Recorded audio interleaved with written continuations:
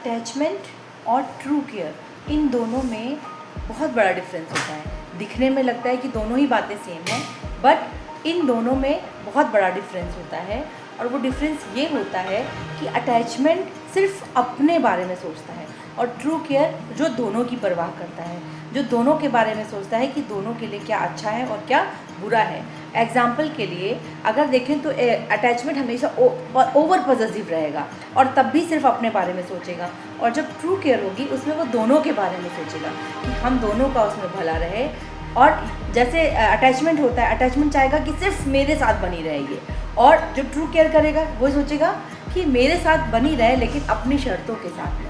तो इन दोनों के बीच में अटैचमेंट अच्छा होता है, लेकिन जब आपके समझ में ये आ जाए कि जो अटैचमेंट है उसमें ट्रू केयर दिख रही है, तभी उस अटैचमेंट के साथ आप अपना रिलेशनशिप आगे बढ़ाइएगा।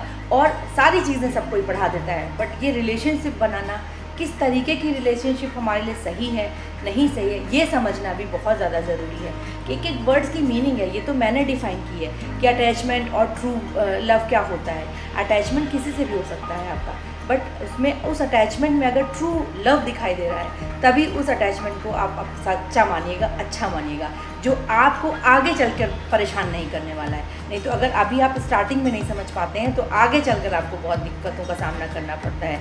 फिर आप अपनी ही सेल्फ रेस्पेक्ट को खोने लगते हैं, खुद को ही ख़राब समझने लगते हैं। इसलिए ये ज़्यादा ज़रूरी है कि शुरुआत में ही स्टेप रखने से पहले ही हम सतर्क हो जाएं, जागरूक हो जाएं।